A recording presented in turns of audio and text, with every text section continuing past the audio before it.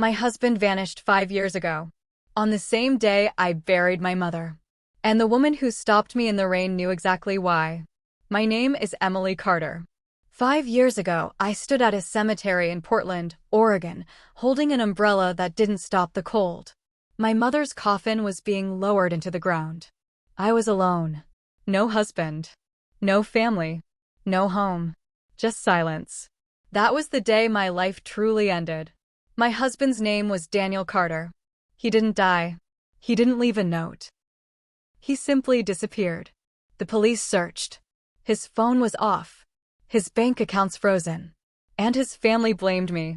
Daniel's parents arrived the next morning. Cold. Organized. Ruthless. "This house belongs to our son," his mother said. I was still wearing black. I was still grieving. Within days, they locked me out, took the car, froze shared accounts, claimed I had no rights. I was left with one bag, and memories no one believed. My mother, Margaret Lewis, was quiet her whole life. She never spoke about the past. She warned me once. If anything happens to me, trust no one too quickly. I didn't understand. Until now. After the burial, I walked through the rain. My bag was heavy. My heart heavier. I stood at the tram stop, soaked, broken, invisible. That's when I heard it. A car door opening. A black Mercedes-Benz stopped beside me. Too clean. Too expensive. The window lowered. Inside sat an elegant woman. Perfect hair. Calm eyes. She looked at me like she already knew me. She spoke quickly. "Emily Carter," she said. "Get in. Now." I stepped back. "Who are you?" I asked. Her eyes darkened. "I don't have time," she said. "But I have to tell you something about your mother." The rain soaked my shoes. The tram lights blinked in the distance. And my instincts screamed run. But something else whispered listen. Before I could answer, she said one final thing. "Your mother didn't die the way you think." I got into the car. That decision changed everything. The door closed softly. The rain disappeared. Warm air surrounded me. The woman started driving immediately. "No police," she said. "No questions yet." My heart raced. "Who are you?" I asked again. She glanced at me. "My name is Victoria Hale," she said. "And your mother saved my life." Victoria's voice lowered. "Emily," she said. "Your mother was not an ordinary woman." I laughed nervously. "She worked at a library," I said. "She barely left town." Victoria's jaw tightened. "That was her cover," she replied. We stopped at a quiet cafe on the edge of the city. Victoria locked the doors. "Your mother," she said carefully, "was involved in something dangerous years ago." My hand shook. "What kind of something?" Victoria met my eyes. "Witness protection." Victoria explained slowly. Margaret Lewis wasn't her real name. She had testified against a powerful man. A man connected to wealth, crime, and influence. "She disappeared to survive," Victoria said. "And she raised you to stay invisible." Everything suddenly made sense. The silence. The fear. The warnings. Then Victoria said the words I feared most. "Your husband found out." I stared at her. "No," I whispered. "Yes," she replied. "Daniel wasn't taken. He went looking." Daniel's family knew. They always knew. They took everything to force me out. To make me disappear. Just like my mother once did. Victoria reached into her bag. She handed me an old envelope. Inside was a photo. My mother. Younger. Standing beside Daniel. Alive. Victoria's voice dropped to a whisper. "They're watching you now, Emily." And suddenly I knew. My life was never my own. My husband wasn't dead. He wasn't missing. He was hiding. I stared at the photograph. Daniel looked older. Thinner. But alive. My knees weakened. "Where was this taken?" I asked. Victoria didn't answer immediately. 3 years ago, she said finally. "In Northern California." My breath caught. "So he's been alive all this time?" I whispered. "Yes," she said. "And in danger." I turned to her. "If you knew all this," I demanded, "why come to me now?" Victoria's face hardened. "Because your mother was protecting you," she said. And now she's gone. She explained that Margaret had been the last barrier. As long as she lived, the past stayed buried. Her death reopened everything. Victoria told me his name. Richard Blackwood. A powerful businessman. Untouchable. My mother testified against him decades ago. She helped put his partner in prison. Blackwood never forgot. He doesn't forgive, Victoria said. He waits. Daniel was curious. Too curious. He found old documents hidden in the attic. Bank records. Fake names. Legal files. He went looking for answers, Victoria said. And Blackwood found him first. I clenched my fists. Did Daniel betray us? I asked. Victoria shook her head. No, she said. He tried to protect you. Daniel's parents weren't victims. They were collaborators. They traded silence for safety. They gave Blackwood information, Victoria said. And in return, they were spared. My stomach turned. They destroyed me to save themselves. Victoria looked straight at me. You have two options, she said. Disappear like your mother. Or finish what she started. My pulse pounded. What happens if I don't choose? Victoria's answer was quiet. They choose for you. As we left the cafe, Victoria froze. A black SUV idled across the street. Engine running. Windows tinted. She grabbed my arm. They found us, she whispered. Victoria pushed me toward the car. Emily, she said urgently. If you trust anyone right now, it has to be me. The SUV began to move. The SUV wasn't following us. It was hunting us. Victoria slammed the car door shut and sped away. The rain blurred the windshield. The black SUV pulled out immediately. Too fast. Too close. They've confirmed it's you, Victoria said. Once they see your face, they don't stop. My heart pounded so loud I could barely hear her. Who are they? I asked. Blackwood's people, she replied. Professionals. As we drove through narrow streets, Victoria spoke fast. Blackwood didn't want attention, she said. As long as you stayed quiet, poor, and invisible, you were harmless. I swallowed. But now, you buried your mother, she said. You were exposed. The timing wasn't coincidence. It was permission. Victoria took a sharp turn.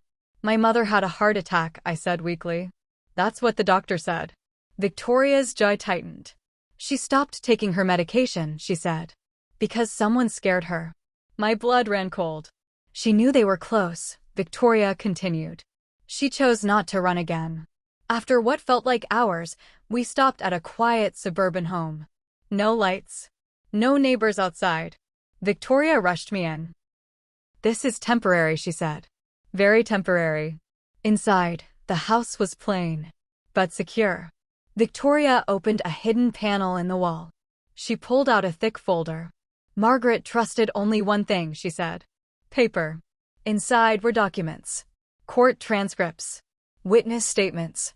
Names crossed out in red. And one name circled heavily. Daniel Carter.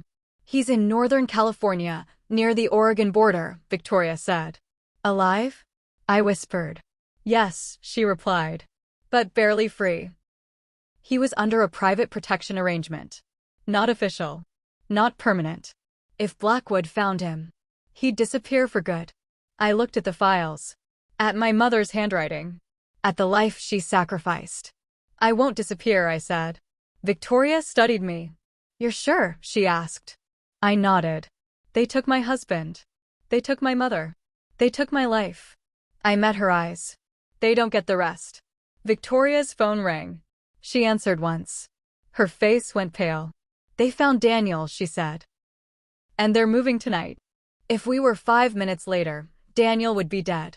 Victoria didn't hesitate. She grabbed her keys, a burner phone, and a small black bag. We leave now, she said. Outside, the rain had slowed, but the air felt heavy, like the city was holding its breath. We drove north toward the Oregon, California border, the highway dark and empty. Every passing car made my heart jump. Is he safe right now? I asked. For the moment, Victoria replied. But his location is compromised. That word echoed in my head. Compromised. As we drove, Victoria finally told me the truth Daniel had kept hidden. He didn't just find your mother's documents, she said. He contacted someone. Who? I asked. Victoria's jaw tightened. Richard Blackwood himself. I felt sick. Daniel had believed he could negotiate, that he could trade information for safety. He thought Blackwood would leave you alone, Victoria said. He was wrong. Near midnight, we turned off the highway onto a gravel road. Deep in the woods stood a small cabin. Lights on. Smoke from the chimney. He's inside, Victoria whispered. My legs felt weak as I stepped out of the car. 5 years. 5 years of questions. 5 years of grief. And now, answers waited behind a wooden door. The door opened slowly. Daniel stood there. Older. Thinner. Eyes tired, but alive. For a moment, we just stared at each other. Emily, he said softly. I didn't cry. I didn't run. I walked forward and touched his arm. You left me, I said. His eyes filled with tears. I tried to save you, he whispered. Inside the cabin, Daniel told me everything. How Blackwood threatened him. How his parents chose silence over truth. How disappearing was the only way to keep me alive. I hated every day without you, he said. I believed him. But belief didn't erase the pain. Victoria's phone buzzed. She checked it once. Too late. Headlights flashed through the trees. Multiple vehicles. They traced us, she said. Daniel stood up. No, he said. I wiped everything. Victoria shook her head slowly. Not everything, she said. And then she looked at Daniel. It wasn't a mistake, Victoria said quietly. They followed you. The room went silent. Daniel's face collapsed. They promised, he whispered. They promised they'd stop if I stayed away. Victoria's voice was cold. Blackwood never stops. The cabin lights went out. Engines stopped outside. Footsteps crunched in the gravel. Victoria whispered the words that froze my blood. They're here. The knock on the cabin door wasn't loud. It didn't need to be. We all knew who it was. The door opened. A tall man stepped inside. Calm. Gray hair. Expensive coat. Richard Blackwood. He didn't shout. He didn't threaten. He smiled. Margaret Lewis raised a brave daughter, he said, looking at me. My blood turned cold. You didn't kill her, I said quietly. You scared her. Blackwood nodded. She chose to stop running, he replied. She knew if she died, the protection ended. My hands clenched. She traded her life, I whispered. So I could have mine. Blackwood's smile faded. Daniel stepped forward. It was me, he said. I contacted him. I thought I could control the damage. Blackwood laughed softly. You were never in control, he said. Daniel turned to me. I'm sorry, he said. I should have trusted you. I nodded. So should my mother, I replied. Victoria stepped forward calmly. You're under arrest, Richard, she said. Blackwood laughed. For what? He asked. Victoria held up a small recorder. For confessing, she replied. My mother's files weren't just papers. They were a trap. Police lights flooded the forest. Sirens cut through the night. Blackwood's face finally changed. Not fear. Anger. This isn't over, he said as they handcuffed him. Victoria looked at him coldly. It ended the day Margaret Lewis spoke, she said. Blackwood was charged. So were the people who helped him. Daniel's parents lost everything. Their silence cost them dearly. Daniel entered protection again, this time honestly. I didn't disappear. I didn't run. I stayed. I rebuilt. I took my mother's real name back. Not to hide, but to honor her. My mother didn't raise me to be afraid. She raised me to survive. And when the time came, to stand. My husband was never gone. My mother was never weak. And I was never powerless. I just didn't know it yet. If this story touched you, like, to honor silent strength. Comment if you believe truth always finds its way. Subscribe for more powerful stories of courage, mystery, and justice. Because sometimes, the past doesn't destroy us. It prepares us.